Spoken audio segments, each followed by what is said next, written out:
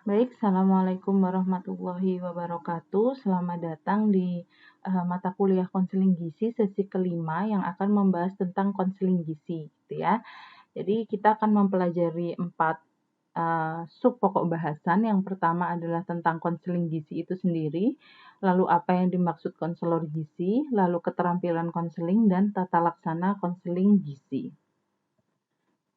Nah, apa yang dimaksud dengan konseling gizi? Jadi, konseling adalah suatu bentuk pendekatan yang digunakan dalam asuhan gizi untuk menolong individu dan keluarga dalam memperoleh pengertian tentang dirinya dan permasalahan kesehatannya. Jadi, eee, karena konselor gizi itu juga memiliki pengetahuan tentang gizi dan kesehatan, sehingga konselor bisa membantu klien untuk menemukan apa sih sebenarnya yang menjadi masalah penyebab masalah kesehatannya seperti itu.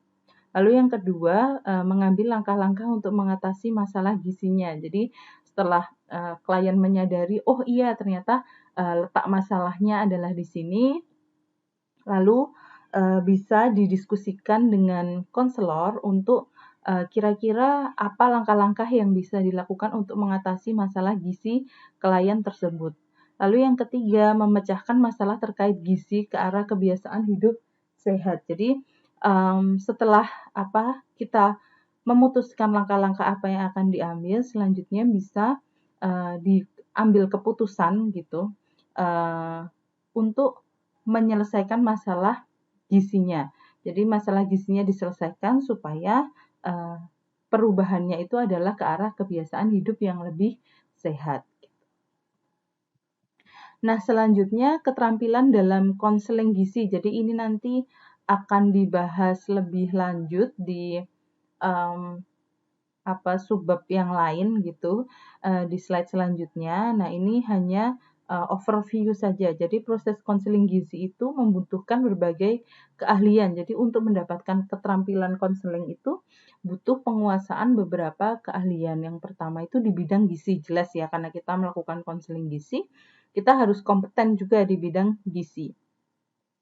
Lalu bidang fisiologi, jadi seperti yang mungkin saya sudah pernah jelaskan, fisiologi itu memegang peranan penting dalam kompetensi ahli gizi untuk menceritakan bagaimana proses misalnya sebuah penyakit itu terjadi atau sebenarnya kondisi sehat itu yang seperti apa gitu. Jadi kita bisa menjelaskan ke klien itu dengan baik gitu, karena kita paham ilmunya gitu. Lalu yang ketiga, bidang psikologi. Jadi bagaimana kita membangun hubungan baik dengan klien, bagaimana kita bisa membangun kepercayaan diri klien. Setelah itu kita juga bisa memahami, jadi memahami sisi dari sudut pandang klien. Nah, itu kita perlu penguasaan kompetensi di bidang psikologi. Nah, yang terakhir adalah bidang komunikasi, jelas. Jadi, bagaimana kita bisa menyampaikan itu dengan baik, bagaimana kita menyusun kata-kata supaya bisa mengena tapi tidak menyakiti hati, misalnya. Nah, di bagian sebelahnya mungkin bisa lebih jelas seperti itu ya. Jadi, keterampilan komunikasi, kompetensi fisiologi, dan kompetensi psikologi itu turut andil dalam keterampilan mendengar dan mempelajari, keterampilan membangun percaya diri dan memberikan dukungan gitu. Jadi bagaimana kita bisa mendengar dengan baik gitu ya, karena kita punya skill komunikasi dan psikologi gitu. Nah, mempelajari masalahnya apa? Kita harus punya kompetensi fisiologi dan gizi gitu. Dan selanjutnya untuk membangun percaya diri dan memberikan dukungan itu juga bisa dari sisi psikologi, dari sisi komunikasi. Nah, semua itu membentuk keterampilan konseling gizi gitu. Jadi konseling gizi itu terdiri dari banyak sekali komponen yang harus dikuasai supaya bisa menjalankan konseling itu dengan baik.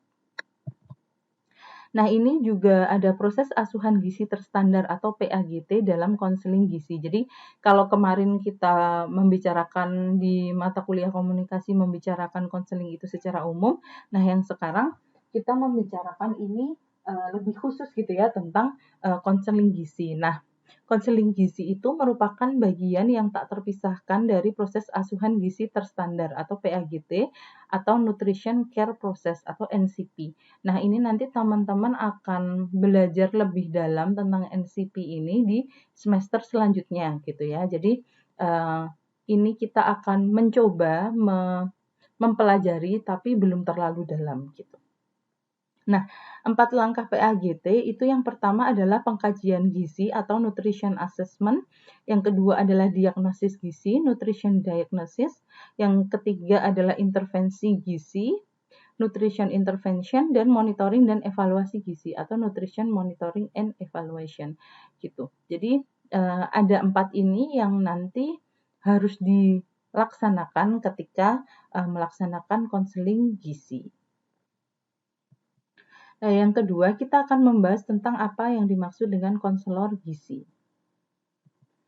Nah, konselor gizi adalah seseorang yang berprofesi gizi dan dalam tugasnya bekerja membantu klien dalam yang pertama itu mengenali masalah klien, yang kedua memberikan alternatif pemecahan masalah dan mengambil keputusan, yang ketiga membantu memberikan gambaran tentang apa yang dapat klien lakukan sebagai langkah-langkah memecahkan masalah. Jadi, tadi konseling gizi itu dalam prosesnya itu juga mencakup 3 hal ini gitu ya. Jadi bedanya kalau konseling gizi itu prosesnya, nah kalau konselor gizi itu adalah orang yang membantu dalam proses konseling gizi seperti itu. Jadi dia berprofesi gizi dan dalam tugasnya bekerja untuk melakukan konseling gizi seperti itu. Nah, konselor gizi memiliki peran sebagai fasilitator, yaitu membantu mengungkap dan memecahkan masalah. Jadi, memang sebenarnya fungsi konselor itu sebagai fasilitator ya, jadi dia bukan orang yang mengatur klien itu mau mengambil langkah seperti apa, tapi dia itu memfasilitasi gitu. Jadi, menggali, oh Bapak maunya seperti ini. Nah, kalau Bapak maunya seperti itu, yang bisa diambil adalah ini. Nah, Bapak kira-kira nyaman yang mana misalnya kayak gitu. Lalu motivator, memotivasi klien untuk memecahkan masalah. Jadi dia juga harus bisa membangun membangun motivasi dalam diri klien. Jadi gitu ya Pak. Jadi udah sangat baik Bapak datang ke sini sudah ingin mau berkonsultasi tentang caranya berhenti merokok. Nah, jadi nanti kita bisa ngobrol lebih banyak ya Pak, misalnya untuk menemukan kira-kira cara mana yang paling nyaman untuk Bapak memulai proses berhenti merokok seperti itu. Jadi dia punya tugasnya 2, fasilitator dan motivator. Nah, ini fungsi konselor gizi. Yang pertama adalah memimpin konseling, jadi mengatur jalannya konseling. Jadi konselor itu yang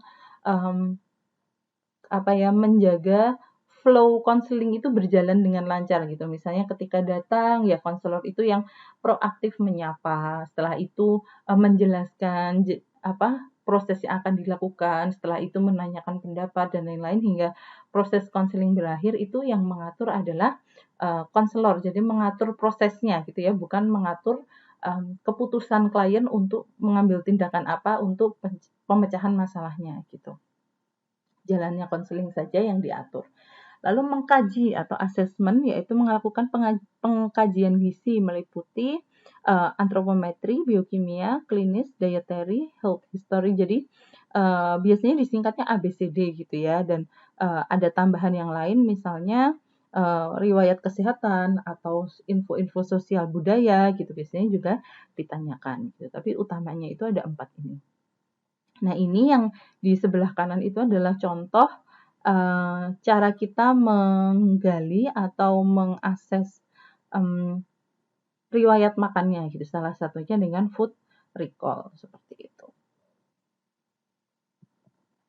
Nah, konselor gizi itu tugasnya juga menegakkan diagnosis. Ada 3 domain, intake, klinis, dan perilaku. Nah, diagnosis gizi ini juga nanti diajarkan di NCP gitu. Jadi nanti di konseling gizi ini kita belum terlalu jauh, belum terlalu saklek seperti yang NCP, tapi kita hanya belajar gitu ya, belajar cara melakukan diagnosis gizi. Nah, Yang selanjutnya perencana intervensi. Jadi setelah klien itu diajak ngobrol, kira-kira klien lebih nyaman yang mana. Nah, yang membantu menyusun rencana intervensi itu konselor gitu. Jadi setelah klien memutuskan, oh ya saya mau diet rendah garam misalnya. Nah, nanti konselornya yang akan menjabarkan kira-kira bagaimana menunya, terus bagaimana trik-triknya, misalnya seperti itu. Lalu memperoleh komitmen atas rencana tersebut. Jadi setelah kita diskusi itu di akhir sesi itu harus diminta komitmen dari klien. Jadi Bapak tadi sudah dijelaskan ya bahwa kita akan memulai Bapak akan memulai diet rendah garam. Nah, kira-kira Bapak sanggup ya dan tadi sudah disepakati Bapak mau mulai minggu depan misalnya. Iya, saya mau. Nah, itu adalah komitmen yang harus ditanyakan kepada klien. Nah, yang terakhir adalah monitoring dan evaluasi, yaitu mengevaluasi keberhasilan konseling gitu. Jadi ditanyakan kembali setelah beberapa hari kembali konseling lagi, misalnya seminggu gitu ya, terus ditanyakan gimana Bapak kemarin makannya misalnya seperti itu. Nah, pertanyaannya adalah, kalau menurut teman-teman, sebenarnya konselor gizi yang baik itu seperti apa gitu. Nah, apakah dia itu yang simpatik, apakah dia itu yang kompeten, apakah dia itu yang good looking seperti yang digambar misalnya, atau dia itu yang komunikatif gitu. Jadi misalnya dia ganteng sih, pinter, tapi kalau ngomong ketus gitu. Nah, itu kan nggak nyaman juga dalam proses konseling. Atau dia itu simpatik, dia baik sih, jadi kalau datang tuh ya silahkan datang ibu gimana masalahnya, tapi dia nggak kompeten ketika ditanya, jadi ini saya boleh nggak makan ini? Oh, bentar Bu, saya nggak tahu ya Bu kalau itu misalnya. Itu kan juga jadi tidak berjalan baik gitu. Atau hanya good looking saja, ganteng gitu, tapi tanyain apa-apa nggak tahu. Waktu konseling juga diem aja gitu. Atau pertanyaannya semuanya tertutup gitu kan. Konseling juga tidak bisa berjalan dengan baik gitu. Nah, sekarang kita akan belajar tentang syarat konselor yang baik. Jadi untuk menjadi konselor yang baik, syarat-syarat yang harus dipenuhi itu ternyata ada 8 gitu. Walaupun ya kita tidak bisa berharap konselor itu sempurna gitu ya, semuanya harus excellent gitu di semua aspek gitu. Tapi setidaknya dia memenuhi atau punya dasar-dasar tentang 8 aspek ini. Yang pertama itu expertness atau dia ahli menguasai ilmu itu gitu ya. Lalu dia atraktif, menarik gitu. Lalu dia trustworthiness itu dia orangnya dapat dipercaya gitu. Maksudnya dia tidak akan membeberkan rahasia-rahasia klien seperti itu. Lalu empati, dia adalah orang yang bisa memberikan empati bukan simpati gitu. Jadi ketika klien bercerita itu tidak memotong dengan apa ya namanya dengan apa apa ya bahasanya itu dengan membandingkan misalnya kayak gitu. Klien bilang saya itu pengen lebih gemuk sih karena saya merasa sekarang saya terlalu kurus. Terus konselornya bilang, "Oh, gitu ya? Oh, enggak sih kalau menurut saya Ibu langsing-langsing aja seperti itu. Seperti saya sekarang ini juga mungkin rasanya juga enggak terlalu kurus sih Bu, misalnya seperti itu, tapi lebih ke empati gitu. Oh, gitu ya Bu. Kenapa Bu kira-kira kok pengen lebih gemuk gitu? Nah, dan lain-lain gitu. Lalu self awareness tuh dia sadar bahwa dia itu juga manusia gitu. Jadi apa ya harus bisa memaintain dirinya bahwa apa namanya konselornya itu juga manusia yang kadang terpancing misalnya seperti itu. Jadi harus bisa memiliki kesadaran diri dan kewaspadaan diri gitu supaya dia tidak terlalu jauh misalnya. Lalu mindedness. Nah, jadi open mindedness tuh dia pikirannya terbuka, enggak saklek gitu ya. Misalnya kliennya itu punya pemikiran yang berseberangan dengan dia. Terus dia langsung, oh ya nggak bisa Bu kayak gitu, kayak gitu. Kayak gitu tuh salah, kayak gitu tuh hoax misalnya. Nah, jadi dengarkan dulu gitu. Nah, selanjutnya dia harus punya kompetensi dalam artian dia punya sertifikat kompetensi gitu ya. Jadi misalnya seperti ahli gizi itu biasanya dia sekarang kan harus ngurus STR gitu, surat tanda registrasi, yang mana dia harus lulus uji kompetensi terlebih dahulu seperti itu. Lalu good psychological state maksudnya dia itu memiliki kondisi psikologis yang baik gitu. Jadi karena konseling itu dia nanti akan membantu orang lain yang mana mungkin kondisi psikologisnya juga tidak terlalu baik, sehingga konselor yang bertugas juga harus memiliki kondisi psikologis yang baik seperti itu. Jadi itu tadi ke-8 syarat konselor yang baik ya. Nah, kalau tadi syarat, ini adalah ciri-ciri konselor yang baik. Jadi ini adalah sesuatu yang sebenarnya bisa kita amati gitu, karena itu ciri-ciri gitu ya. Yang pertama, dia bisa menjaga hubungan yang baik dengan kliennya. Jadi bagaimana dia mengelola komunikasi dengan kliennya, bagaimana dia memanajemen konflik dengan kliennya, karena memang tidak selalu ya klien itu adalah klien yang kooperatif seperti itu. Bisa jadi kliennya itu masih denial, dia masih tahapnya pre-kontemplasi, sehingga ketika diberikan masukan dia marah misalnya seperti itu. Lalu selanjutnya berusaha mengenali kebutuhan klien. Jadi dia akan client centered gitu ya. Maksudnya dia akan berorientasi pada kebutuhan kliennya, bukan kepentingan konselornya seperti itu. Lalu mampu menumbuhkan empati dan rasa nyaman pada klien, itu jelas.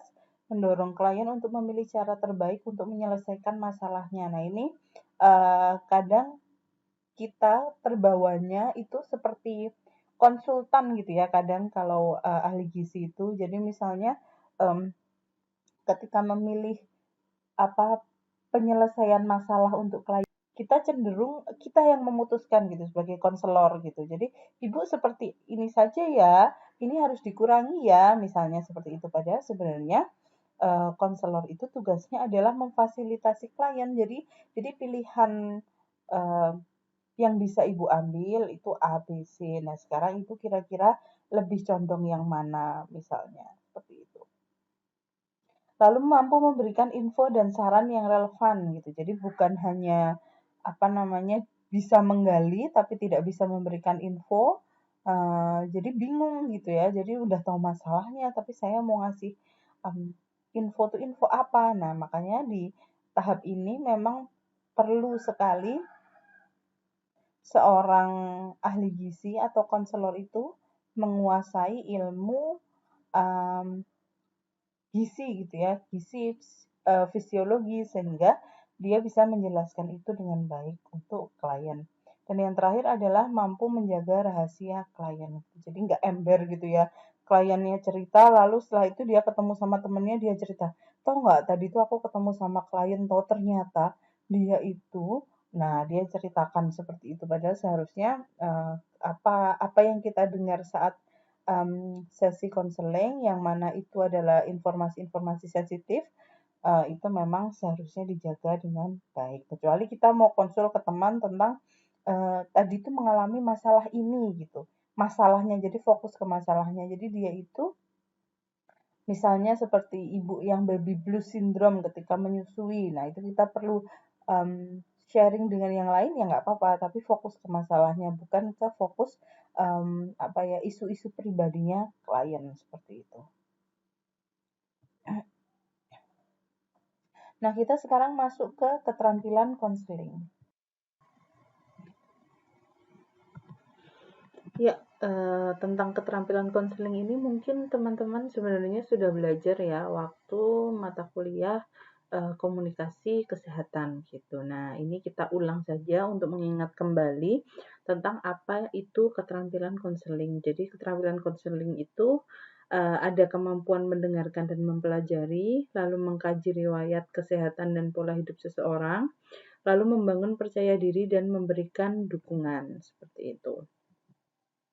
Nah, ini kemampuan mendengarkan dan mempelajari itu ada beberapa komponen seperti itu. Yang pertama ada komunikasi nonverbal, mengajukan pertanyaan terbuka, respon yang menunjukkan perhatian, mengatakan kembali, tunjukkan empati, dan menghindari kata-kata yang menghakimi. Nah, ini nanti kita akan bahas satu persatu.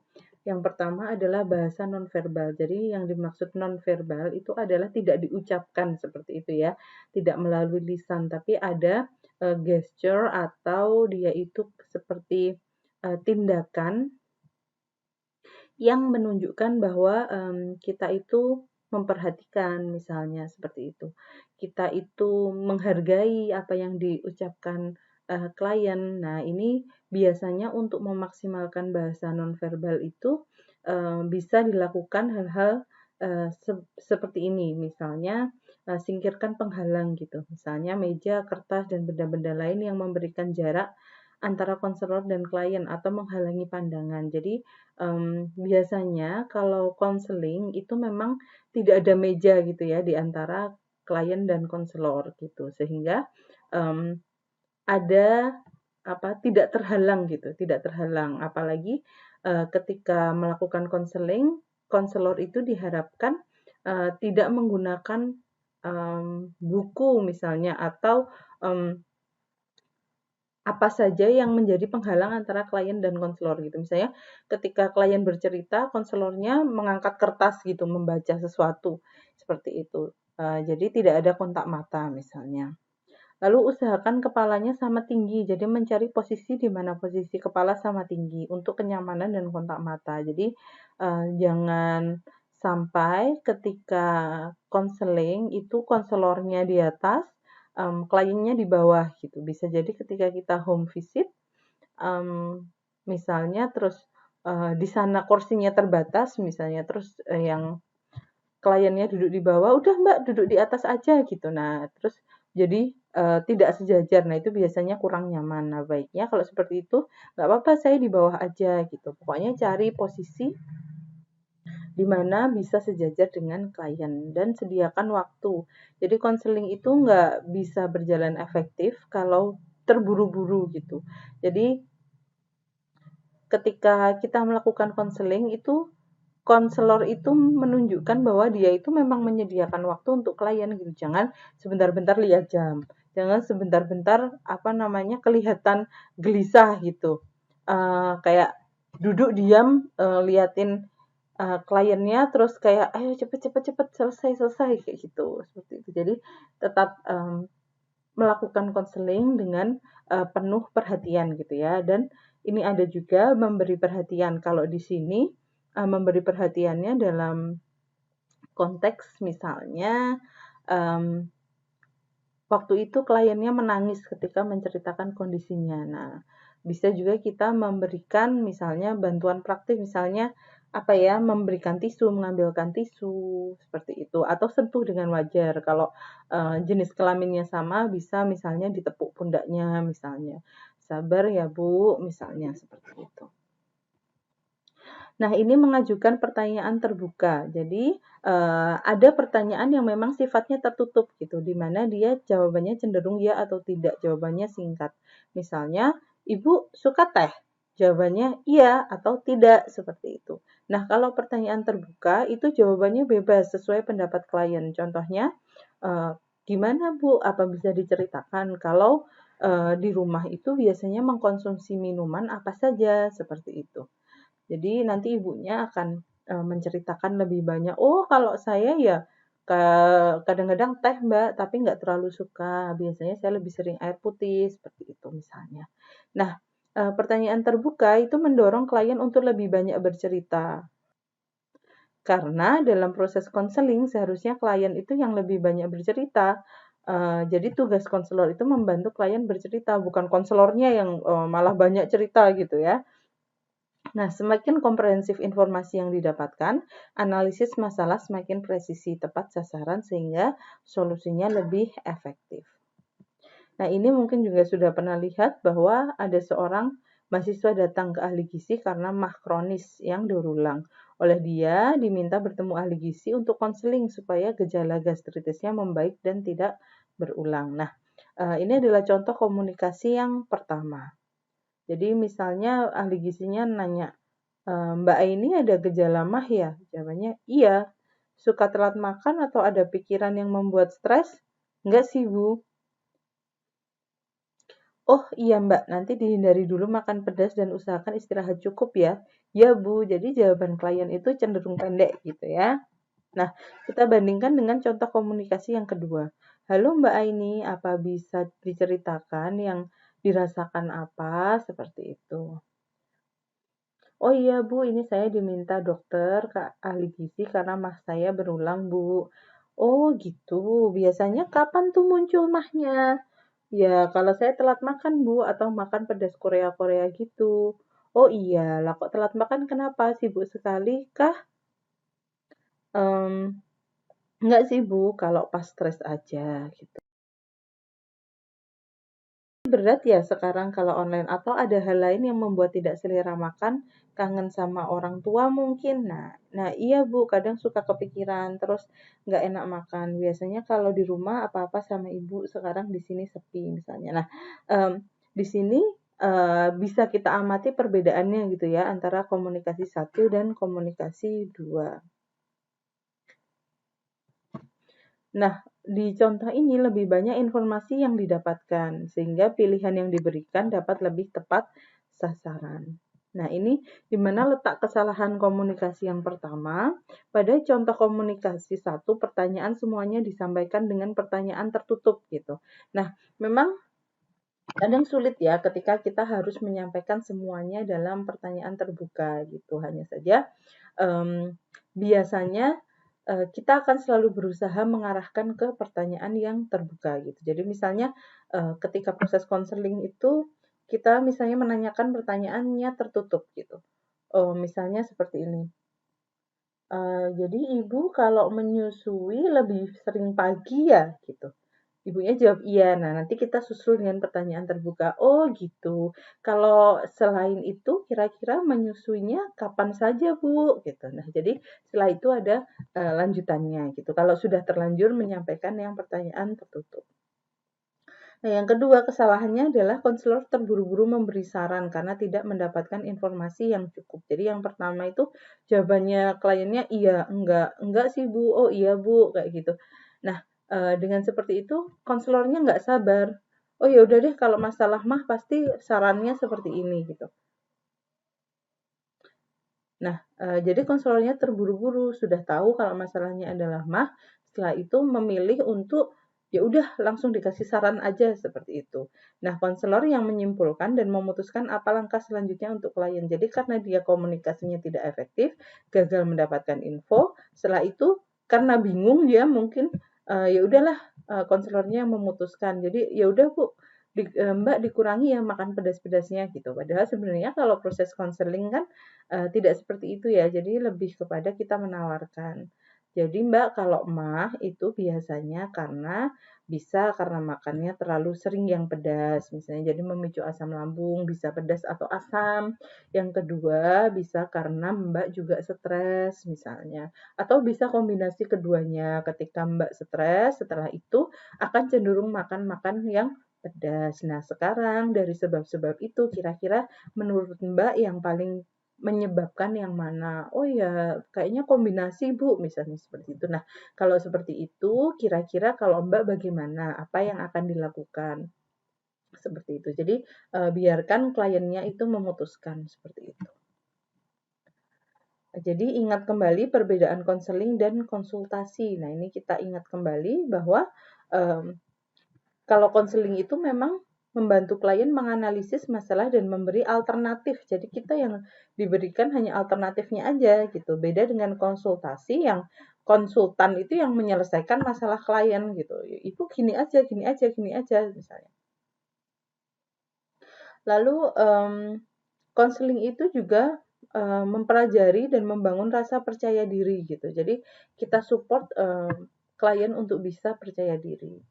Nah, yang ketiga, kedudukan konselor dan klien sejajar gitu, dalam artian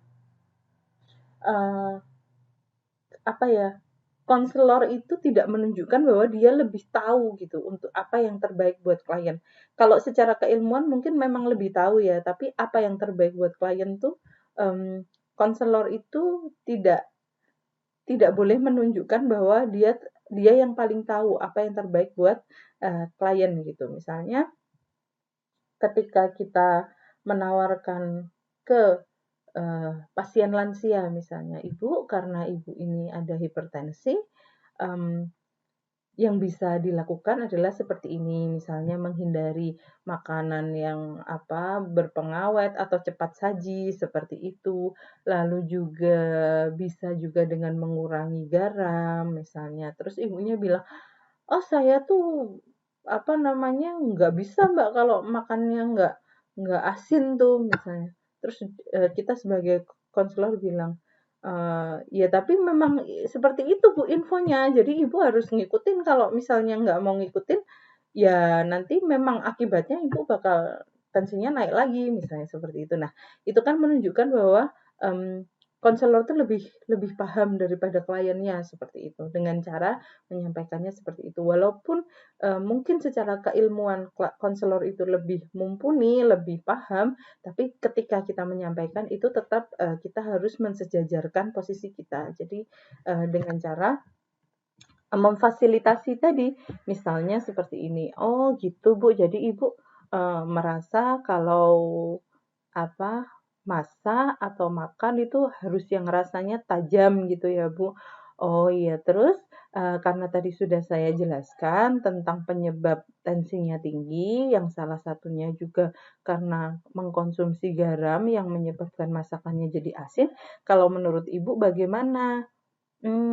Ya ya saya tetap nggak mau Mbak, kayak gitu. Nah, kita coba gali lagi, ya Ibu kalau nggak mau mungkin, kita coba dulu mana yang paling mudah buat Ibu untuk dikurangi. Misalnya kalau seperti makanan olahan, seperti nugget, sosis, itu suka nggak Bu? Enggak. Ya udah mungkin sekarang kita coba dulu mengurangi yang seperti itu, sama mungkin kecap ya Bu, jadi kecap itu juga, mmm apa namanya, natriumnya tinggi seperti itu. Ibu suka kecap? "Wah, suka banget, Mbak, tapi ya nggak apa-apa sih kalau saya diminta ngurangi kecap, nanti saya coba makan yang lain." Nah, kita coba dulu tahap itu. Kan perubahan perilaku nggak bisa langsung, saklek gitu ya, langsung berubah gitu, bisa dengan, tahap per tahap, seperti itu.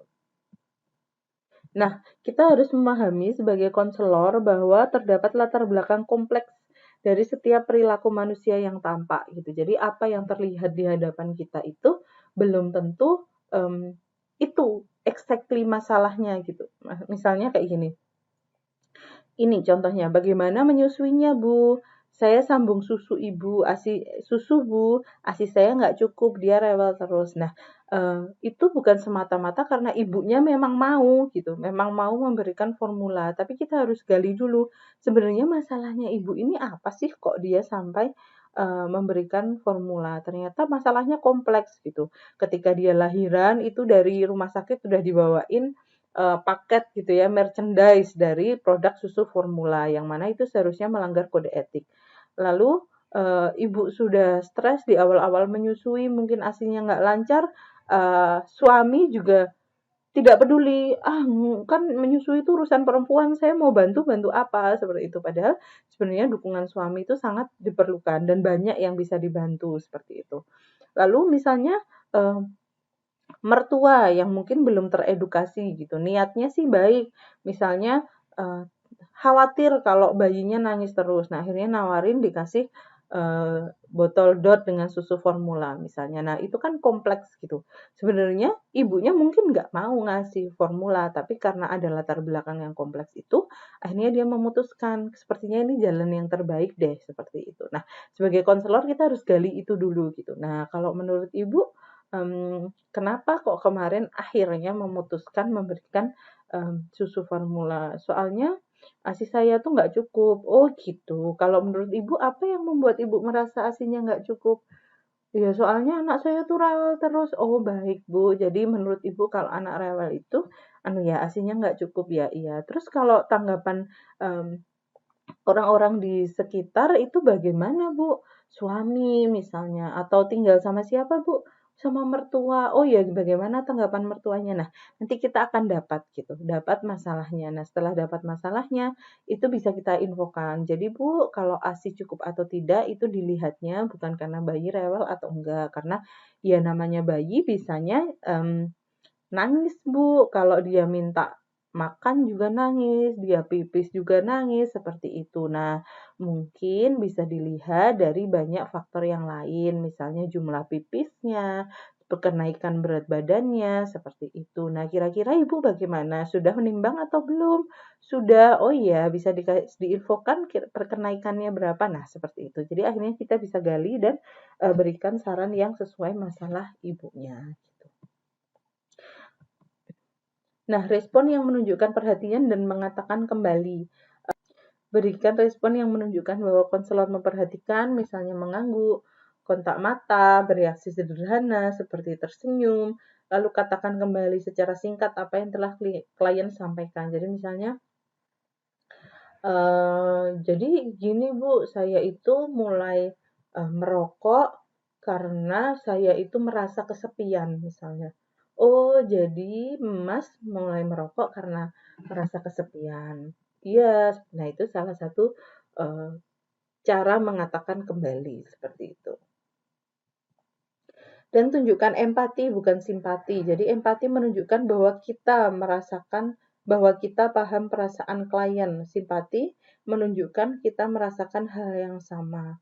Jadi misalnya ketika ibu mengatakan saya merasa sangat lelah karena penyakit ini, kalau empati itu, oh ibu capek ya, apa karena harus kontrol rutin ya Bu misalnya. Tapi kalau simpati, oh iya saya dulu waktu sakit juga begitu, capek sekali bolak-balik rumah sakit. Nah, misalnya seperti itu. Jadi, simpati itu kayak malah saingan gitu. Nggak nyaman ketika kita ngomong sama orang yang terlalu simpatik gitu. Jadi belum selesai ngomong, oh iya saya sama, oh iya saya sama gitu. Nah, ketika kita menjadi konselor itu harus sangat diminimalisir. Jadi kita fokusnya adalah di apa yang dirasakan konselor. Dirasakan klien, sorry. Jadi kita harus fokus pada apa yang dirasakan oleh klien. Nah, hindari kata-kata yang menghakimi ini juga banyak terjadi seperti itu. Jadi misalnya seperti banyak, sedikit, lancar, bagus, baik misalnya seperti itu. Nah, ini mungkin kemarin sudah sempat kita bahas ya. Jadi lancar, ibu sudah lancar menyusuinya seperti itu. Atau ibu ini masih sangat muda ya misalnya. Atau gimana Ibu? Apakah adiknya makannya sudah banyak? Misalnya, nah seperti itu. Itu sangat apa ya termasuk kata-kata yang menghakimi. Kalau bisa dengan pertanyaan terbuka aja, Ibu bagaimana anaknya makannya gitu. Seperti itu. Nah, ini mengkaji riwayat pola hidup seseorang. Nah, ini kalau kemarin secara general mungkin berbeda, tapi ini kalau dalam konseling gizi ada ABCD dan beberapa riwayat lain yang terkait dengan kesehatan seperti itu. Nah, ini membangun percaya diri dan memberikan dukungan. Jadi ada di sini 6 ya. Jadi penerimaan atas pendapat klien. Jadi nggak dikonfrontir gitu. Kalau saya sih lebih suka buat menjaga kesehatan tuh pakai suplemen kayak gitu. Langsung, wah ya nggak kayak gitu Bu. Suplemen itu cuman kalau sakit Bu, misalnya nggak kayak gitu. Terus memuji apa yang sudah dilakukan dengan benar. Jadi fokus pada apa yang sudah baik dilakukan, kita puji, tapi jangan puji pada tempat yang salah seperti itu. Lalu memberikan bantuan praktis, tadi seperti yang saya bilang, mungkin ada yang sepele, sesederhana memberikan tisu seperti itu. Atau kalau kita konselor menyusui bisa membantu bagaimana caranya menyusui. Atau kalau kita itu misalnya apa ya namanya sedang konsultasi pemberian makan anak, kita bisa memberikan contoh penteksturan, misalnya seperti itu. Lalu info yang relevan sesuai dengan masalahnya dan menggunakan bahasa sederhana ya, seperti yang pernah saya ceritakan, jangan menggunakan bahasa bagaimana riwayat makannya Bu gitu. Nah, riwayat makan tuh maksudnya gimana gitu. Kalau adik maemnya gimana Bu sekarang? Nah, itu lebih mudah dipahami seperti itu. Lalu berikan satu atau dua saran bukan perintah. Nah, ini nanti kita pelajari ya lebih lanjut. Nah, ini menerima pendapat, mungkin tadi sudah saya jelaskan. Jadi, kita bukan membenarkan apa yang salah klien sampaikan. Misalnya, "Saya tuh merasa dengan merokok malah lebih bersemangat tuh," gitu. "Oh, iya ya, Pak, kalau merokok lebih bersemangat," gitu. Bukan seperti itu, tapi, "Oh, ya," seperti itu. Jadi, kalau itu salah, ya udah kita nggak usah terlalu banyak reaksi gitu. "Oh, gitu, Pak, terus?" Gitu. Seperti itu. Jadi, jangan dikonfrontir gitu. Memberikan pujian, nah ini tadi sudah saya contohkan, kalau dia datang konsultasi puji karena dia sudah mau datang, seperti itu. Tapi jangan, mmm, dipuji pada hal yang salah, misalnya Bapak sudah melakukan hal yang benar dengan minum alkohol untuk menghindari stres, seperti itu. Nah itu kan kita tahu alkohol tidak sehat, jangan dipuji, seperti itu. Nah ini memberikan bantuan praktis. Nah, kalau bantuan itu, sifatnya sensitif, itu kita bisa bertanya dulu. Misalnya, dia kesulitan menyusui, lalu kita mau bantu, tanyakan, "Apa Ibu, mau dibantu untuk proses menyusuinya atau permisi ya Bu, kalau misalnya saya mau bantu gimana?" Gitu. Tanyakan seperti itu. Lalu berikan info relevan, jadi, eee infonya harus bisa dipertanggungjawabkan. Jadi jangan sampai hoax seperti itu dimasukkan dalam, konten konseling. Dan juga jangan terlalu banyak. Nah, ini bisa dibaca bahwa ini terlalu banyak gitu ya. Jadi masalahnya apa yang diberikan sarannya terlalu banyak, pengennya semuanya disampaikan seperti itu dari A sampai Z. Nah, ini kenapa itu salah? Karena yang pertama dia terlalu luas seperti itu, tidak fokus pada masalah yang ditemukan saat konseling. Nah, ini kan, awalnya dia, hipertensi ya, seperti itu. Nah, eee, yang lainnya itu adalah misalnya kita memberikan contoh yang, hoax gitu, yang apa namanya, belum belum belum bisa dibuktikan secara ilmiah gitu. Nah, seperti itu. Jadi, menghindari yang, tidak ilmiah dan tidak dapat dipertanggungjawabkan. Misalnya ditanyain, "Mbak, kalau misalnya saya itu kan, dibilang kalau diabetes itu suruh minum air rebusan daun salam," misalnya seperti itu.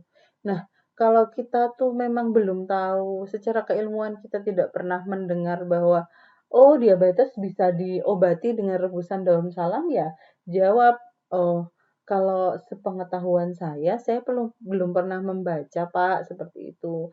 Mungkin mmm Mungkin yang bisa Bapak lakukan itu adalah, melakukan penjadwalan pola makan seperti itu, atau kalau misalnya memang perlu bantuan, suntik insulin nanti sesuai petunjuk dokter, misalnya seperti itu.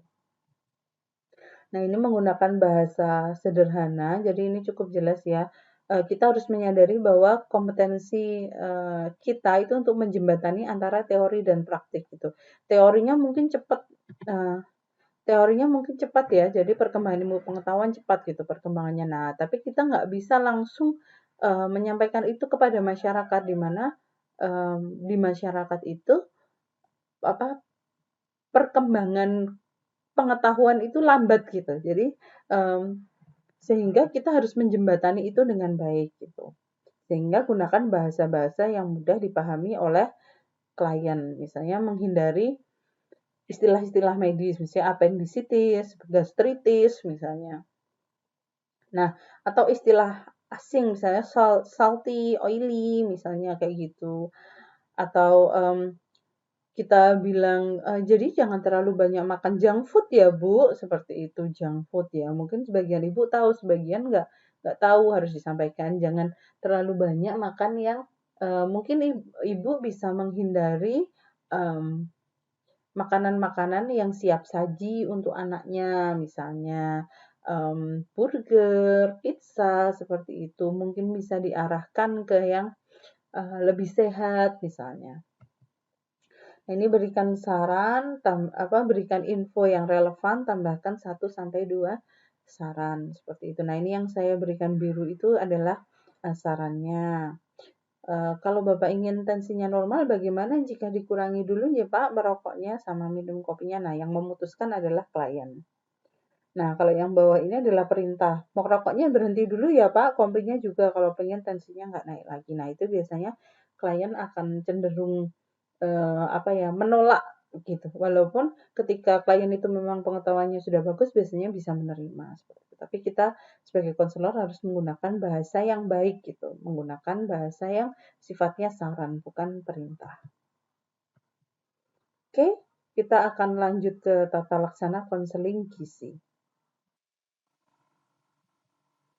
Ya, kita lanjut ke tata laksana konseling gizi. Jadi yang pertama kita pahami dulu tujuan dan sasaran konseling gizi. Tujuannya adalah membantu klien dalam upaya mengubah perilaku yang berkaitan dengan gizi sehingga meningkatkan kualitas gizi dan kesehatan klien. Jadi memang tujuannya adalah mengubah perilaku seperti itu ya. Dan sasarannya adalah klien yang memiliki masalah kesehatan terkait gizi. Jadi misalnya memang datang dengan keluhan penyakit, ada juga yang ingin melakukan pencegahan dan juga dia itu sehat tapi ingin memelihara dan mencapai status gizi yang optimal seperti itu. Misalnya pada orang yang ingin ke fitness center misalnya. Nah, itu biasanya untuk memelihara kesehatan dan meningkatkan kondisi kesehatannya gitu supaya mencapai status gizi yang optimal. Nah, ini ada tahapan konseling gizi itu ada 6. Yang pertama membangun dasar-dasar konseling, yang kedua menggali permasalahan, yang ketiga menegakkan diagnosis gizi, yang keempat intervensi gizi, kelima monitoring dan evaluasi, dan yang keenam adalah mengakhiri konseling atau terminasi. Nah, yang pertama ini adalah bertujuan untuk membangun hubungan terapeutik, maksudnya hubungan di mana konselor dan klien bisa bertukar informasi untuk untuk menyepakati hal-hal yang bisa nanti meningkatkan kondisi kesehatan klien seperti itu atau untuk penyembuhannya. Nah, klien dapat menceritakan masalahnya dan apa yang dirasakan. Jadi itu tujuannya gitu. Ketika kita menerima klien datang, kita harus membangun hubungan yang baik sehingga klien merasa nyaman bercerita dengan kita. Nah, itu bisa dilakukan dengan menyapa dengan ramah, misalnya tersenyum atau berjabat tangan jika memungkinkan. Tapi kalau misalnya lawan jenis bisa juga dengan mengatupkan kedua tangan seperti itu, lalu melakukan keterampilan komunikasi. Jadi seperti yang sudah dipelajari bahwa komunikasi itu sangat penting untuk membangun hubungan yang baik gitu ya. Jadi ketika kita menyampaikan dengan baik, nanti klien menjadi percaya dengan konselornya dan lebih mudah untuk bercerita dan lebih terbuka seperti itu. Nah, yang kedua menggali permasalahan. Dia adalah kegiatan pengumpulan, verifikasi, dan interpretasi data yang sistematis dalam upaya mengidentifikasi masalah gizi serta penyebabnya. Jadi data yang dikumpulkan itu identitas pribadi, misalnya rumahnya, alamatnya di mana, usia, sudah menikah atau belum, dan lain-lain. Lalu data ABCD, antropometri, biokimia klinis, dan riwayat makan. Data lain yang terkait misalnya sosial budaya dan lain-lain seperti itu. Lalu tujuan langkah ini adalah mendapatkan info atau data yang lengkap dan sesuai. Jadi semua aspek yang mungkin terkait dengan kondisi kesehatannya itu kita gali seperti itu. Lalu dapat digunakan untuk mengidentifikasi masalah gizi dan penyebabnya. Jadi kita menggali supaya kita bisa menentukan, oh sebenarnya masalahnya itu di behaviornya dia atau di perilakunya dia. Atau sebenarnya masalahnya itu di di sosial budaya, misalnya seperti pantangan makan, seperti itu. Misalnya kayak ibu setelah melahirkan tuh nggak boleh makan yang amis seperti itu. Nanti lukanya itu nggak sembuh-sembuh seperti itu. Nah, itu ada faktor-faktor sosial budaya yang menyebabkan atau mempengaruhi kondisi kesehatan seseorang seperti itu. Nah, ini di sebelah sudah bisa dilihat 5 domain data asesmen gizi seperti itu. Eh, bisa dilihat ya, mungkin bisa dipelajari sendiri. Lalu yang ketiga adalah diagnosis gizi. Nah, ini itu sebenarnya teman-teman belum belajar ya, karena diagnosis gizi baru dipelajari nanti saat belajar NCP seperti itu. Tapi kita bisa melihat secara umum terlebih dahulu, yaitu um, supaya tahu gambarannya seperti itu. Nah, diagnosis gizi itu adalah mengidentifikasi dan memberi nama masalah gizi yang aktual dan berisiko menyebabkan masalah gizi. Komponen diagnosis gizi merupakan problem apa masalah yang terjadi yang hasil kita gali tadi. Lalu faktor penyebabnya, jadi apa yang menyebabkan, lalu sign and symptom, gejala dan tanda yang terlihat. Nah, ini jadi diagnosis gizi itu menjelaskan tentang yang tiga itu ya. Jadi yang singkatan itu kita abaikan dulu karena itu nanti teman-teman akan belajar di tahapan selanjutnya gitu. Yang jelas untuk diagnosis gizi itu harus bisa menjelaskan tiga tadi, problem, etiologi, dan sign and symptom gitu. Nah, ini adalah contoh diagnosis domain perilaku. Jadi diagnosis gizi itu ada beberapa domain. Yang pertama itu domain intake, lalu ada domain perilaku seperti itu, dan nanti ada domain-domain yang lain. Nah, ini contohnya diagnosis gizi bunyinya seperti ini. Gangguan pola makan berkaitan dengan pengetahuan ibu yang kurang, ditandai bayi mendapat makanan padat mulai umur 2 bulan, seperti itu. Nah, P itu adalah masalahnya, jadi ada gangguan pola makan. Masalahnya apa yang menyebabkan dengan kurangnya pengetahuan ibu, etiologinya. Lalu tanda dan gejalanya apa? Bayi mendapat makanan padat mulai umur 2 bulan, seperti itu. Nah, nanti untuk teman-teman mungkin belum selengkap ini ya, nanti bisa kita sesuaikan dengan yang sudah teman-teman pelajari. Nah, ini intervensi gizi ini cukup panjang ya, jadi dia bisa dimulai dari memilih rencana diet, menentukan tujuan diet, preskripsi diet, perhitungan kebutuhan energi dan zat gizi, menyusun menu, dan menyampaikan diet dan pola makan. Lalu yang terakhir adalah memperoleh komitmen. Jadi memilih rencana diet itu konselor yang memberikan pilihan atau rekomendasi. Jadi ibu kalau dengan penyakit ini diet yang bisa dipilih ini misalnya. Nah, lalu menentukan tujuan dietnya, misalnya untuk apa, dan kita tetapkan dengan tujuan yang realistis, dapat diukur dan dicapai pada waktu tertentu. Misalnya untuk penurunan berat badan gitu. Nah, misalnya ibu nanti diharapkan dalam 1 bulan ada penurunan berat badan setengah sampai 1 kilo misalnya. Seperti itu. Jadi itu bisa diukur dan dicapai pada waktu tertentu. Jadi enggak ibu nanti tujuannya jadi ini menurunkan berat badan ya, tapi tidak ada target, tidak ada tenggat waktu. Nah, itu sulit untuk diukur dan dievaluasi. Nah, preskripsi diet itu jenis dietnya dan bentuk makanannya. Misalnya dia itu ada gangguan mengunyah seperti itu. Nah, itu bisa disesuaikan sehingga sementara makanannya ini kita berikan yang bentuk lunak dulu ya, Bu, gitu. Kalau Ibu bagaimana? Dan perhitungan kebutuhan energi dan zat gizi itu jelas, teman-teman sudah belajar. Lalu menyusun menu juga jelas karena teman-teman sudah belajar di mata kuliah lain.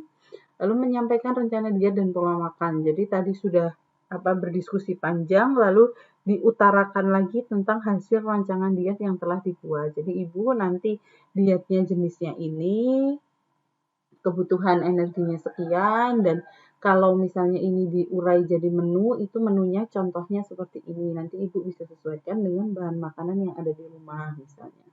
Nah, setelah itu memperoleh komitmen. Jadi gimana ibu kira-kira mau mulai kapan seperti itu.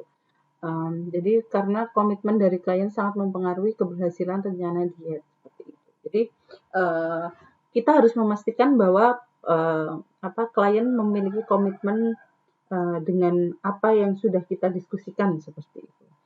Misalnya kalau saya ada konseling menyusui itu di akhir biasanya kita tanyakan kembali. Jadi ibu gimana udah mau mulai berhenti memberikan dot seperti itu. Atau bisa ditanyakan bagaimana Ibu, jadi tadi sudah kita diskusikan ya, lalu apakah Ibu sudah memiliki gambaran kira-kira mau memulai proses relaksasinya kapan misalnya. Lalu monitoring dan evaluasi, jadi tanyakan, jadi saat monitoring dan evaluasi, tanyakan kondisi saat ini dan apakah ada perbaikan dari kondisi terakhir klien datang seperti itu ya. Lalu apakah target yang disepakati terpenuhi? Jadi misalnya targetnya turun dalam 1,5 bulan kilo misalnya. Apakah sudah terpenuhi? Jika tidak, gali permasalahan yang menghambat perubahan. Jadi apa masalahnya? Misalnya, wah soalnya kalau bulan puasa tuh saya pengennya turun tapi setiap sore ngabuburit misalnya. Kumpul sama teman-teman makan yang junk food misalnya seperti itu. Lalu lakukan penentuan target ulang sesuai hasil monat. Nanti disesuaikan sesuai kemampuan klien. Kalau memang itu sudah konsisten, sudah baik, bisa ditingkatkan gitu ya. Mungkin ada level perubahan perilaku yang lebih besar gitu. Nah, saat mengakhiri sesi konseling, sepakati kapan jadwal temunya. Jadi, nanti kita ketemu lagi ya, Bu, misalnya seminggu lagi, misalnya. Lalu berikan nomor kontak jika berkenan konselornya untuk klien dapat menghubungi konselor jika ada yang ingin ditanyakan di tengah proses. Nah, kalau ini jarang ya kalau kita konteksnya konseling gizi di rumah sakit gitu, karena ahli gizi di rumah sakit cukup sibuk juga, jadi biasanya hanya janji temu aja gitu. Jadi nanti balik lagi ke sini pas kontrol ya Bu, misalnya. Tapi kalau misalnya konselingnya itu konseling yang lebih fleksibel, misalnya seperti konseling menyusui itu biasanya konselor yang sudah memberikan konseling itu bisa dihubungi beberapa waktu setelah konseling berjalan gitu. Jadi misalnya relaksasi atau ingin menyusui kembali setelah dia berhenti menyusui, itu nanti kita bisa dikontak kapan-kapan ibunya butuh bantuan. Jadi misalnya, Mbak, hari ini anak saya nangis terus, misalnya seperti itu. Nah, kita bisa berikan feedback untuk menyemangati ibunya seperti itu. Oke, ini daftar pustakanya. Ini sangat menurut saya penting ya teman-teman punya beberapa sumber pustaka tentang konseling gizi seperti itu. Kalau berkenan bisa beli. Kalau enggak bisa cari yang buku ajar ini PDF-nya tersedia di web gitu ya. Jadi silahkan diakses. Baik, terima kasih. Saya tutup. Wassalamualaikum warahmatullahi wabarakatuh.